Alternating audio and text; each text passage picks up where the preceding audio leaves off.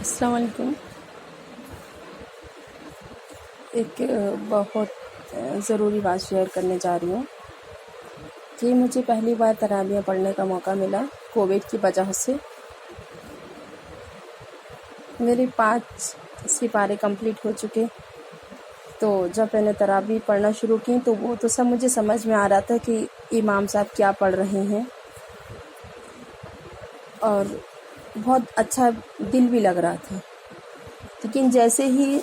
سپارہ چھٹا شروع ہوا، جو صورتیں ہمیں نہیں آتی تھی وہاں سے اسٹارٹ ہوا، تو ہم گھوم گئے، وہاں کھڑے رہے اور ہمارا دھیان ادھر ادھر بھٹکنے لگا۔ اور چونکہ 5 سپارے کمپلیٹ ہونے کے بعد کچھ سمجھ میں آتا ہی ہے، تو لگ بھگ کچھ چیزیں ہمیں سمجھ میں آ رہی تھیں، لیکن مفہوم کلیئر نہیں ہو رہا تھا اور پوری طریقے سے سمجھ میں نہیں آ رہا تھا، پوری طریقے سے دل بھی نہیں لگ رہا تھا۔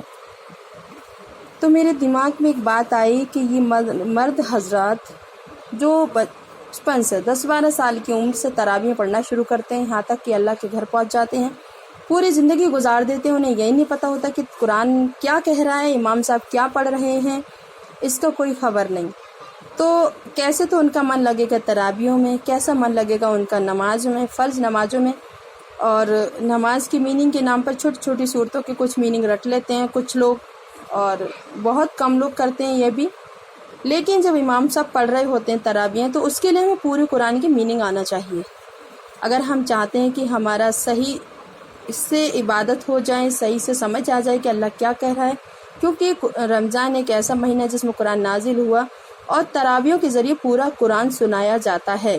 تو پورا قرآن سننے کے لیے ہمیں چاہیے کہ پورے قرآن کی میننگ آنا چاہیے۔ میں یہی کہنا چاہتی ہوں کہ سب لوگ پورے قرآن کی ورڈ بائی ورڈ میننگ کو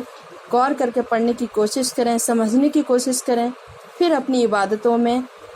اس سے فائدہ اٹھائیں اور اللہ کا قرب حاصل کریں۔ السلام علیکم ورحمۃ اللہ وبرکاتہ۔